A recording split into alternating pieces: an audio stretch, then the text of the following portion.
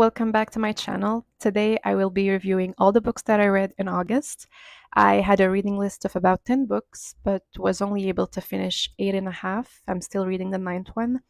The first two books that I read in August were very disappointing, and I think that's why I wasn't able to finish my reading list. And I will probably not have a reading list for September because I realized I'm more of a mood reader. So it's probably best that I just read whatever I feel like reading at the moment. I think I'll enjoy it more. In August, I read a lot of books that were out of my comfort zone. I usually like thrillers, mystery novels, or some magical realism, but this time I read fantasy and science fiction as well. And to be honest, I struggled to get through some of these books, as you will see with the ratings. So the first book I read was Piranesi by Susanna Clarke, and it's the story of a man named Piranesi who lives in this very vast house.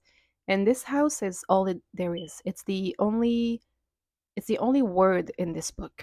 And it has long marble statues and long halls. It's almost like a maze. And he's the only character in the story apart from this older man that he calls the other. I read so many great reviews about this story, but honestly, I was disappointed. I did not like it at all. It was endless descriptions of statues and halls and vestibules and journals. The beginning of the book is so confusing. You really can't make sense of the environment that Piranesi is living in and is describing. And halfway through the book, I was still wondering what the story was about. It's definitely a slow burn. If you're into that, you might like it. But I gave it one star simply because of how boring and disappointing I thought it was. This book is The Midnight Library by Matt Haig. This book came out in 2020 and is still quite popular. It has over 1 million ratings on Goodreads, and I was really excited to pick it up. It's the story of a woman who wishes to die, and she does, sort of. She finds herself in between life and death in this infinite library, and every book in the library is a life that she could have lived, which is such a good premise for a book.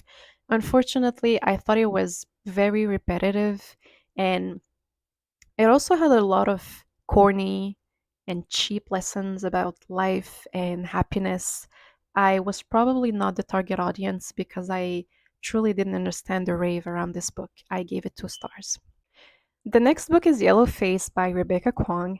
I actually made a whole video reviewing this book, so please make sure to watch it. Yellowface follows two women who went to Yale together and became authors. One is a white author named June, and the other is a Chinese American named Athena. Athena is now very, very successful. Think of like Colleen Hoover, Sally Rooney, successful. And meanwhile, June is struggling a lot.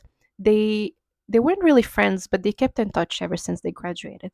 And one night they are in Athena's apartment, the Chinese girl, and Athena dies. And this is not a spoiler, it's in the first few pages of the book. And so June calls 911, and before she leaves, she steals a manuscript that was on Athena's desk. She then publishes it with her own name, and we follow her as she tries to build her career over Athena's work. And this is why the story is called Yellowface.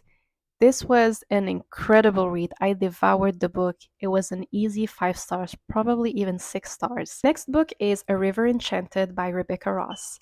A River Enchanted is a cozy fantasy novel. It's the story of Jack, a bard who plays the harp, who comes back to his native island after being gone for 10 years because something terrible is happening on the island. Little girls are missing and nobody knows what's happening. I have to admit that I don't usually read fantasy, but I was surprised at how much I liked this book. It reminded me of the type of books that I used to read when I was a child. The word building doesn't take half the book. You know very early on what the story will be about. However, even though you know what the story will be about, it still takes some time before anything important happens. This book is almost 500 pages, and I feel like it could have been 350 pages, and nothing important would have been missing from the plot. There is a second book to this series called A Fire Endless, but I'm not sure I will be reading it simply because of how long it took me to finish this one. which is a shame, I think, because the characters are very endearing, and I think Rebecca Ross has an impeccable writing style. I might read Divine Rivals, though, because of the chokehold that it has on booktok. Other than that, this book is 3.5 stars, but could have easily been 5 stars if it was shorter. Next book is Verity by Colleen Hoover.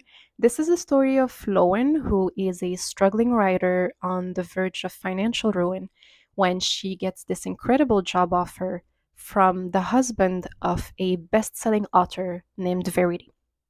So Verity is injured and she can't get out of bed. So Lowen was hired to finish her book series, and she gets to live in their New York house for about 2 weeks while she studies the work of Verity and goes through all her drafts and all her work. And while she's living in the house, she discovers this unfinished autobiography that was written by Verity, where she confesses these horrible and chaotic family secrets. The book has a bit of an open ending that leaves you speculating whether Verity was the author of that biography, or maybe it was the husband or somebody else. This was my first Colleen Hoover book, and I have to say that the writing is fast paced and it's easily digestible. I actually think I read the book in one day. Uh, it wasn't too complex, there wasn't really a plot twist, and I was kind of expecting one. It reminded me of The Housemaid, written by Freida McFadden, even though Verity came out before The Housemaid. There were a lot of very similar elements in the story, and because I read The Housemaid recently, Verity didn't strike me as something that was very different, and that's why I gave it 3 stars. I have a few other Colleen Hoover books on my TBR. I'll finally be reading It Ends With Us in the next few weeks, and I'm really curious to see what's in that book because it has been all over Book Talk, and they're also making a movie about it. Next book is The Dinner by Herman Koch. The Dinner is a psychological thriller. It's a dark and suspenseful story that is also witty and funny at times. It's about two brothers and their wives having dinner at this very upscale restaurant. And over the course of the dinner, they have to make a decision regarding their teenage sons. Probably the hardest decision they will have to make in their lives.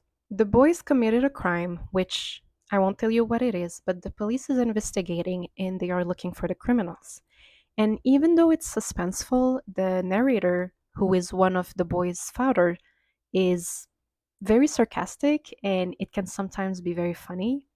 Overall, it was a great read and I gave it 5 stars. So, this book came out in 2009 and they actually made a movie about it in 2017, also called The Dinner.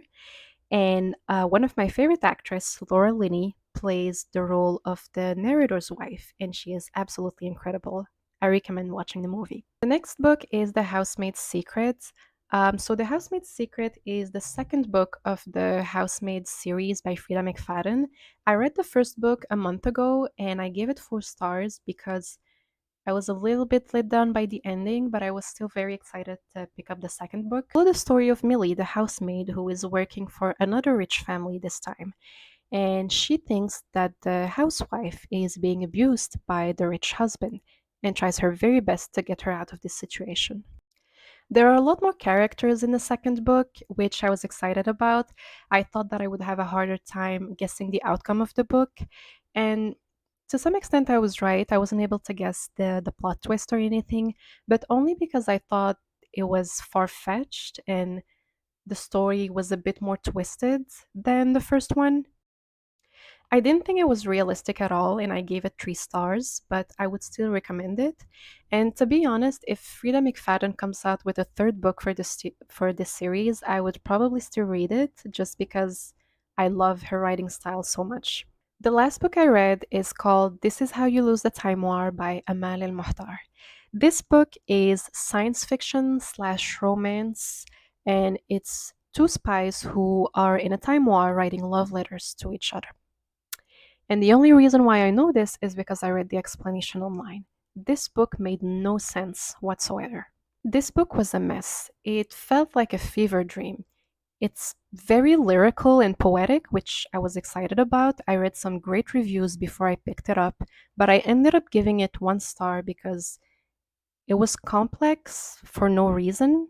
Every sentence in this book was a metaphor that you have to stop and think about just to understand, and it made the whole reading experience heavy and exhausting. Overall, I think it was a very pretentious and confusing book, and I would not recommend if you're looking for an enjoyable read.